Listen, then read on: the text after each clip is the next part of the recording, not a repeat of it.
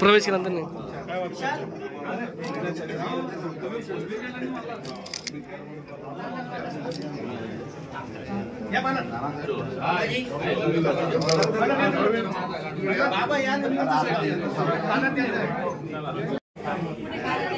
हाथ खाली करना। कौन है मागे?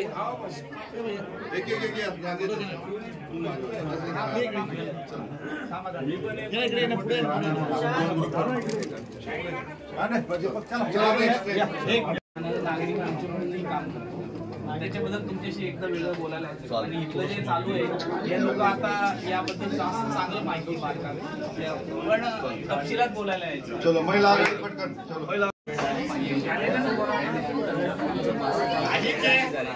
बोल नका प्लीज। आपलं स्वागत करावं जिल्ह्यामध्ये प्लीज जरा 5 मिनिटं शांतता प्रेस आटू द्या सर्वांनी मागे या ना यार मी काय हा या मागे औचित्य काय आहे आणि कसा दौरा आहे असा? एक जनाधिकार तुमच्या हक्काचा जनता दरबार ही एक संकल्पना घेऊन हा दौरा महाराष्ट्रात माझा होतोय।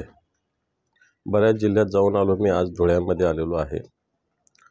सरकारने शासन आपल्या दारी नावाचा उपक्रम राबवला। आता याला उपक्रम म्हणायचं की शासकीय यंत्रणेचा दुरुपयोग म्हणायचं। शासन आपल्या दारीमध्ये कोट्यवधी रुपये खर्च करून जाहिरातबाजी करून शासकीय अधिकारी जुंपून म्हणता येईल शब्द, जसं आपण बैलगाडीला बैल जुंपतो तसं जुंपून लोक जमा करायचे, त्यांच्यासमोर भाषणं करायचे, निघून जायचं। मला वाटतं अशा पद्धतीनं शासन आपल्या दारीमधून जर जनतेच्या अडचणी आता लक्षात येईल, कारण मी वेगवेगळ्या ठिकाणी फिरत असताना कित्येक लोक 5-5 वर्ष सरकारच्या दारात चक्कर मारतात, छोटे छोटे विषयसुद्धा मार्गी लागत नाही। सत्ताधारी पक्षाचे आमदारसुद्धा ओरडाओरडी करतात आणि म्हणून या सगळ्या ह्याच्यात जनाधिकार, कारण जनतेचे प्रश्न आपण लोकांच्या दारात जातो म्हणजे काय उपकार करत नाही जनतेवर, जनतेचा तो अधिकार आहे। जनतेचे प्रश्न सोडवणं हा जनतेचा अधिकार आहे। त्याच्यामुळं मला असं वाटतं हा जनाधिकार ही संकल्पना घेऊन आम्ही जिल्हानिहाय जातो। आज धुळ्यामध्ये निश्चित जनतेचे छोटे छोटे प्रश्न असतात, फार मोठे प्रश्न जनतेचे नसतात, फार छोटे छोटे प्रश्न असतात। याला साध्या दिल्याशाची गरज असते, साध्या फोनची गरज असते, साध्या पत्राची गरज असते। आणि मी जो अनुभव घेतला मुंबईपासून बुलढाण्यापर्यंत अनेक जिल्ह्यामध्ये मी जाऊन आलो, लोकांचे कामं होतात, अधिकाऱ्यांना सुद्धा सकारात्मकरित्या ह्या सगळे प्रश्न समजावून सांगितले, करण्याची विनंती केली तर कामसुद्धा होतात। आणि म्हणून धुळ्यामध्ये सुद्धा आज असा उपक्रम शिवसेनेच्या वतीनं राबवला जातो आहे।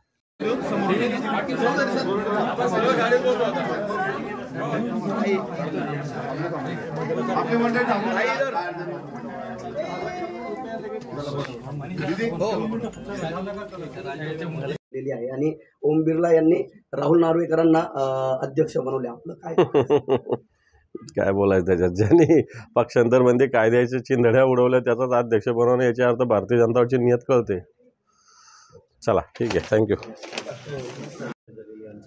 त्या वक्तव्याकडे आपण कसा बघता? हे पण वक्तव्य जे इम्तियाज जलील यांनी केले हे चुकीचे, सावरकरांच्या देशप्रेमाचा अपमान करणारा आहे आणि त्याच्याविषयी मला वाटतं आमची शिवसेनेची भूमिका सावरकरांच्या विषयी सातत्यानं समोर आली। पण जलील ज्या पक्षाचं प्रतिनिधित्व करतात, ज्या पक्षाचा आदर्श ते मानत होते, कासिम रजवी नावाचा जो एक निजामाचा प्रमुख होता, याला कसं मराठवाड्यात पळवून लावलं होतं। यांनी हा तर खरंच पळून गेला होता कासिम रजवी, मराठवाड्याला जनतेनं पळवून लावलेलं, आणि हाच कासिम रजवी अनेक लोकांचा जीव घेऊन नंतर पाकिस्तानात पळून गेला, इथं नाही थांबला। सावरकरांनी तर इथंच देह ठेवलेला आहे। आपण सावरकरांचा वारंवार हा अपमान करणं हे चुकीचं आहे, परंतु याच्यातून सावरकरांना कुठेही मला वाटतं त्यांचा जो पराक्रम आहे, त्यांचं ते देशप्रेमाविषयी, राष्ट्रवादाविषयी त्यांची जी भूमिका ही कुठे कमी होत नाही। सुरू आहेत आणि त्यांनी काल जे विधान केलेलं आहे एकनाथ शिंदेंच्या संदर्भात की मराठ्यांचे नेते आणि त्यांनाच फायदा याचा होईल, या सर्व विधानामुळे कुठेतरी राजकीय चर्चांना उधाण आलं। मला असं वाटतं कोणत्या जातीचे समाजाचे नेते मुख्यमंत्र्यांना म्हणत असेल तर त्यांना त्या शुभेच्छा आहे. परंतु मराठा समाजाचा आरक्षणाचा प्रश्न अजूनही संपलेला नाही. या सगळ्या गोष्टी धूळफेक आहे. जो विषय आहे तो वेगळा आहे, आरक्षणाशी संबंधित नाही. आरक्षण मुद्दा तर अजून बाकीच आहे ना.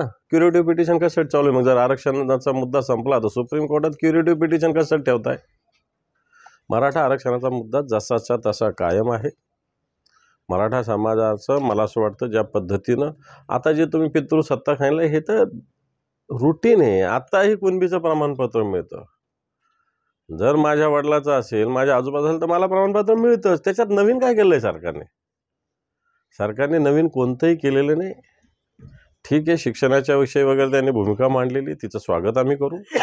पण तो मराठा आरक्षणाचा किंवा मराठ्यांना कुणबी प्रमाणपत्र देण्याचा हा विषय कुठेही मिटलेला नाही असं माझं व्यक्तिगत मत आहे. आणि म्हणून अशा पद्धतीनं जो सर्क्युलर आहे, जर एखाद्या जाणकार अधिकाऱ्यांना विचारा आधीचं ना आताच्या ह्याच्यात काय फरक आहे? एकच आहे. नवीन काही नाही. कोणालाही आधीच्या ह्याच्यात 5 जणांचं आपल्या नातेवाईकाचं प्रमाणपत्र दिलं तर कुणबी प्रमाणपत्र आजही मिळतं. त्याला नवीन कायद्याची सर्क्युलरची गरज नाही. परंतु प्रकाश आंबेडकर यांनी त्यांचं योग्य अयोग्य मी कोण ठरवणार? तहात पराभूत केला अशी एक चर्चा आहे. जरांगे पाटलांचं खूप म्हणजे अपयशी ठरले का या सर्व म्हणजे लढ्यामध्ये? ते असं वाटत नाही का की सरकारच्या याला धूळ फेकला ते बळी पडले असं काही? आणि आणखीन एक याला प्रश्न असा आहे की आगामी लोकसभा निवडणुका डोळ्यासमोर ठेवून ही तात्पुरता केलेली चाल ढकल येतात. हे पहा, मी सांगितलं ना, मूळ प्रश्न कायम आहे. मूळ प्रश्न कायम आहे. आंदोलन जरांगे पाटलांचं मराठवाड्यातल्या कुणबी नोंदीच्या विषयी आहे. सरकार जो 52 लाख काय आकडा जाहीर करतं हा विदर्भ, उत्तर महाराष्ट्र सगळा धरून आहे. विदर्भामध्ये, उत्तर महाराष्ट्रामध्ये कुणबी नोंद आहेच आहे. कुणबीच्या प्रमाणपत्राला अवघड काही कामच नाही आहे. त्यामुळे मला असं वाटतं हे आकडे घेऊन सुद्धा सरकार फसवतं आहे मराठ्यांना, असं मला वाटतं. पण जरांगे पाटलांचं आंदोलन हे प्रामाणिक आहे, याच्याविषयी शंका बाळगण्याचं मुळीच कारण नाही. जरांगे पाटील एक लढाऊ कार्यकर्ता आहे, समाजाच्या प्रती अतिशय समर्पित भावनेनं काम करणार आहे. आणि ठीक आहे ना, एखादा विषय झाला नाही म्हणजे काय एका जत्रेनं काय देव म्हातारा थोडी होत असतो.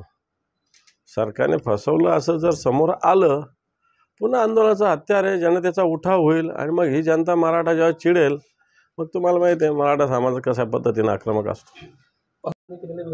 काय केलं त्यांनी की आमचा बॉस सागर बंगल्यावर बसलेला आहे, पोलीस आमचं काही वाकडं करू शकत नाही म्हणून विधान केलं होतं. बरोबर, त्याचा बॉस सागर बंगल्यावर बसले तर बरोबर आहे ना, मग काय फरक पडतो त्यात? काय विशेष? तुम्ही कसं काय बघायचं त्याला? त्याच्यापेक्षा तो नेता आहे, त्याला बॉस म्हणणं काय वाईट आहे? पोलीस सगळ्यांसाठी समान असतात. महाराष्ट्रातले पोलीस हे काही कोणाची बटीक होऊ शकत नाही.